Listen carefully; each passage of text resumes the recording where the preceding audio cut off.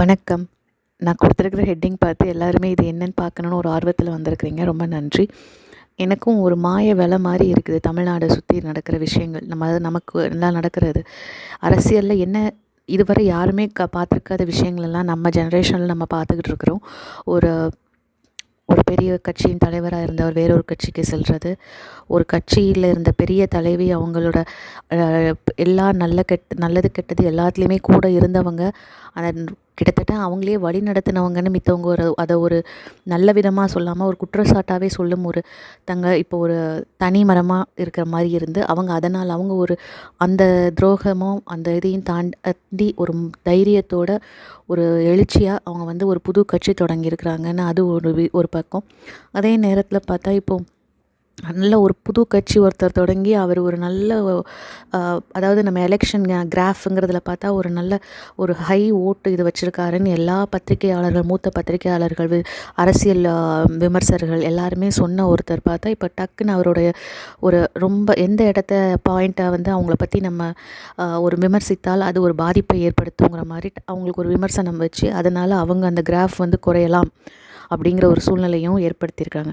இதே நேரத்தில் இப்போ இவங்க தான் இது எல்லாத்துக்குமே காரணமாக இருப்பாங்களோ அப்படின்னு நினைக்கிற ஒரு கட்சியோட இது பார்த்தா அவங்களோட எந்த முன்பதை அவங்க ரொம்ப கேஷுவலாக சொல்கிறாங்க. அரசியலில் இப்போ நமக்கு எலெக்ஷன் வர வர பார்த்திங்கன்னா அடுத்த அது என்னது இன்கம் டேக்ஸு கேஸு இல்லாட்டி ஈடின்னு ஏதாவது ஒன்று கட்சியின் மேல் திணிப்பார்கள்.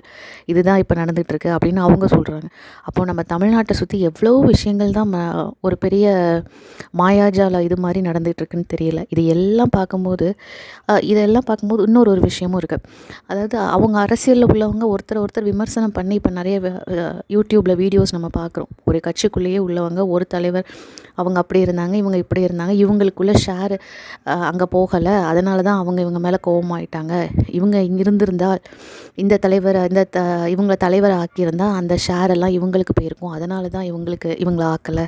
இல்லை இப்போ இந்த அரசியல் நமக்கு எதிராக நினைக்கிற ஒரு அரசியல் கட்சி இவங்க விரும்புகிற கட்சியில் உள்ள ஆட்களுக்கு பணம் கொடுக்குறாங்க. அதுவும் என்னது சும்மாலாம் சொல்லலை, கோடிகள், 1000 கோடி, லட்சம், அப்படி ரொம்ப லட்சம்னு லட்சங்கிறது நம்ம அந்த ஒரு கேஸில் தான் முத பார்த்தோம் இல்லையா, நம்ம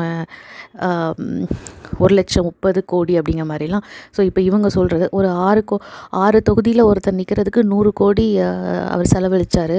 அப்போ இவங்க இப்போ 50 தொகுதியில் நிற்கணும், 234 தொகுதியில் நிற்கணும், இவங்க 1,500 கோடி செலவழிக்கணும் அப்படின்னு ஒருத்தர் பேசுகிறார். அப்போது எல்லா பக்கமும் இப்போ ஓகே, அரசியலில் பணம் தாராளமாக கோடிகளில் புரளுங்கிறது நம்மள மாதிரி சாதாரணப்பட்ட எல்லா மக்களுக்கும் தெரிகிற ஒரு விஷயமா இருக்கிற மாதிரி இருக்குது. இருப்பின் அதெல்லாம் ஒரு பக்கம் இருக்கட்டும். நம்ம ஒரு மனிதர் நம்ம அடிப்படை மனிதாபிமானத்தோடு பார்க்கும்போது நமக்கு எல்லாம் நல்லது செய்கிற யார் அப்படிங்கிறத யோசித்து தான் நம்ம இப்போ அடுத்த கட்டத்துக்கு நம்ம அரசியலையும் நம்ம அரசையும் கொண்டு செல்லணும். அதுதான் நம்ம எல்லாருக்கும் ரொம்ப முக்கியமான ஒரு பங்காக இருக்குது. அதுக்கு இந்த எலெக்ஷன் ரொம்ப முக்கியமானது. இந்த எலெக்ஷனில் நம்ம ரொம்ப தெளிவாக நம்மளோட ஓட்டை நம்ம கட்டாயம் பயன்படுத்தணும். அதில் ஒரு முக்கியமான விஷயம் என்னென்னா,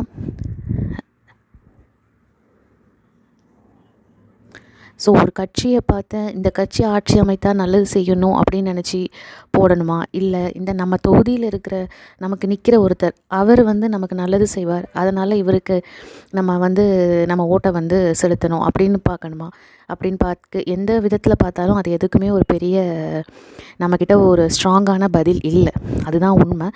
இருப்பின் நாம் பார்க்க தானே செய்கிறோம். நம்ம எந்த மாவட்டங்களையும் வளர்ச்சிகள்லாம் பெருசாக இல்லை. அது எம்எல்ஏவாக இருந்தாலும் சரி, எம்பியாகவும் இருந்தாலும் சரி, அவர்கள் ரொம்ப அடிமட்டத்தில் இருக்கிற மாதிரி இருந்தாலும் அவர்களோட வளர்ச்சி பார்த்தா படுபயங்கரமாக முடிஞ்சு இப்போ அவங்களே அது என்ன சொல்கிறது, ஒரு தொகுதிகளில் கோடிகளை செலவழித்தார்னு அவங்களே கணக்கில் நமக்கு தெரியுது தெரியலைங்கிறது அடுத்த கதை. பெரிய மூத்த பத்திரிகையாளர்கள், அரசியல் விமர்சகர்கள் பேசும்போது அவங்க இதை பற்றின ஸ்டடி பண்ணியிருப்பாங்க. அவங்க இதை சும்மா ஒரு வாய் வார்த்தையாக பேச மாட்டாங்க. அப்படிங்கிறது நம்மை போன்று ஊடகங்கள் மூலம் அரசியல் செய்திகளை பார்த்து தெரிந்து கொள்பவர்களுக்கான ஒரு செய்தியாக இருக்குது.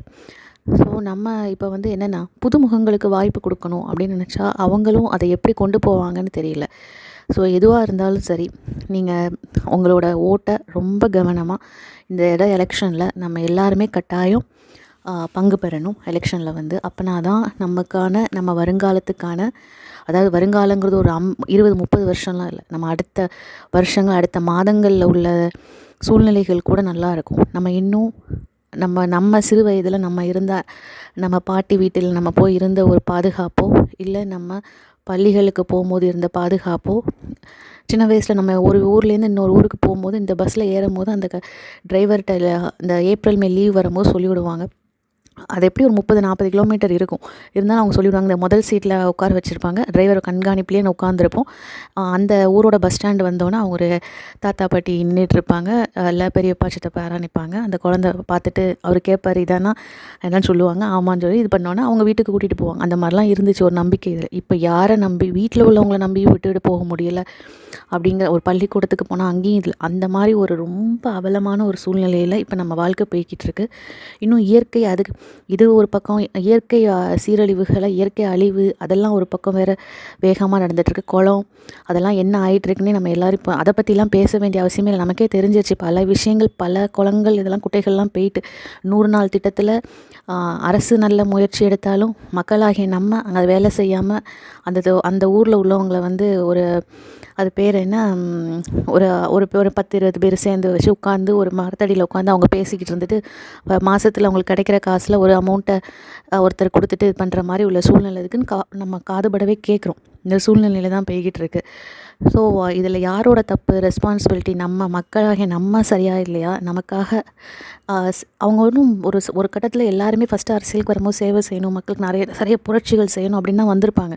அவங்கள மாற்றி அவங்கள இப்படி ஒரு பணம் என்ன பதவி அந்த சூழ்நிலையை மட்டுமே யோசிக்கிற மாதிரி ஒரு மனநிலையை ஏற்படுத்தினது நம்ம எல்லாரோட ஒரு தவறு தான். ஸோ இந்த தடவை அதெல்லாம் யோசித்து பொறுப்பாக நம்ம எல்லோரும் எலெக்ஷனில் பங்கு கொண்டு ஒரு நல்ல ஒரு மாற்றத்தை கொண்டு வரணும். அந்த மாற்றத்துக்கான வழிகள்னு நீங்கள் யோசிக்கிற விதமாகவே நீங்கள் செயல்படுங்க. இது என்னோட ஒரு சிறு கருத்து. இப்போது நான் சசிகலா அம்மாவோட புது வருகை, அரசியல் வருகையை நான் ஆதரிக்கிறேன். அவங்களோட அரசியல் அனுபவம், ஏன்னா இப்போ இருக்கிறதுல எதிர்க்க ஒரு கட்சியை வந்து அவங்க தவறாக இருக்காங்க, அவங்கள எதிர்த்து நான் போராடுறேன், நான் இந்த ஆட்சியை கொண்டு வரணும்னு நினைக்கிறேன் அப்படின்னு சொல்கிற ஒரே இது இப்போ அவங்க ஒருத்தங்க தான் சொல்கிறாங்க. மற்ற எல்லாருமே நாங்கள் அப்படி பட்டும் படாமல் பேசுகிற மாதிரி தான் மற்ற எல்லா கட்சிகளோட தலைவர்களோட பேச்சுமே இருக்கிற மாதிரி இருக்குது இல்லையா? நம்ம எல்லோரும் பார்க்குறோம். ஏன்னா முன்னாடி இருந்த காலம் வேறு, இப்போ 15 வயசில் உள்ள பையன் பொண்ணுகிட்ட பேசுகிற அவங்களுக்கு இருக்கிற தெளிவு வந்து நமக்கு இப்போது 30-35 தாண்டும் போது தான் நம்ம வந்து உணர்ந்தோன்னு நினைக்கிறேன். அந்த அளவுக்கு தெளிவாக இருக்காங்க. ஸோ நமக்கு எல்லாருக்குமே தெரியுது மற்ற கட்சியும் எல்லோரும் எப்படி இருக்கிறாங்க அப்படிங்கிறது. இந்த அம்மாவோட நிலைப்பாடு ரொம்ப ஒரு தீர்க்கமாக இருக்குது. அது போக ஒரு பெண் ஆளுமை இன்றைய சூழ்நிலையில் நல்ல அரசியல் அனுபவமும் இருந்து அவங்களுக்குன்னு ஒரு இடத்த நிலைநாட்டணும்னு வரும்போது அவங்கள ஆதரிக்கிறது, அவங்களுக்கு அவங்க வரும்போது நம்ம பெண் எல்லாருக்குமே ஒரு பாதுகாப்பு, ஒரு புது வேகமாக கிடைக்குங்கிற ஒரு நம்பிக்கை எனக்கு இருக்குது. அவங்களும் ரொம்ப தைரியமாக பேசுகிறாங்க. அவங்களோட செயல்பாடுகளும் நம்ம வந்து ஒரு எடுத்தோம் அப்படி டக்குன்னு ஒரு முடிவு எடுத்தோம் அப்படிங்கிற மாதிரி இல்லாமல் நல்ல நிதானமாக பண்ணுறாங்க. அதனால் அவங்க வெற்றி கட்டாயம் உறுதியாக இருக்கும்னு நம்புகிறேன். அவங்க எல்லா தொகுதிகளையுமே அவங்களுக்கு தெரிந்த ஆதரவாளர்களை நிறுத்தணும், இல்லை கூட்டணி வைக்கணும், எதுவும் நல்ல ஒரு மாற்றத்தை கொண்டு வரணும்னு வாழ்த்துக்கள் சொல்லணும். அதே நேரத்தில் அவர்களுக்கு நல்ல ஆரோக்கியத்தையும் கடவுள் கொடுக்கணும்னு வேண்டிக்கிறேன். இது என்னோடய தனிப்பட்ட ஒரு கருத்து. மொத்தத்தில் எலெக்ஷனில் நீங்கள் எல்லாருமே ஒரு நல்ல ஏதும் பணம் இல்லை அங்கே ஏதோ ஒரு ஆட்களோட நம் ஜாதி அந்த மாதிரி ஒரு அடிப்படை அதெல்லாம் விட்டு நம்மளோட அடுத்த கட்ட முன்னேற்றத்திற்கு, நம்ம சமுதாய முன்னேற்றத்துக்கு, நம்ம குழந்தைகளுக்கு வந்து பாதுகாப்பான ஒரு வாழ்க்கை அமைகிறதுக்கு எப்பேற்பட்ட ஒரு அரசியல் சூழல் அமைஞ்சால் நல்லது, அரசியல்வாதிகள் இருந்தால் நல்லது, தலைவர்கள் இருந்தால் நல்லது, நம்மளை ஆட்சி செய்தால் நல்லது, அதெல்லாம் யோசித்து நம்ம செயல்படணும்னு இந்த தருணத்தில் சொல்லணும்னு தோணுச்சு. அதை உங்களோட பகிர்ந்துக்கிட்டேன். நன்றி.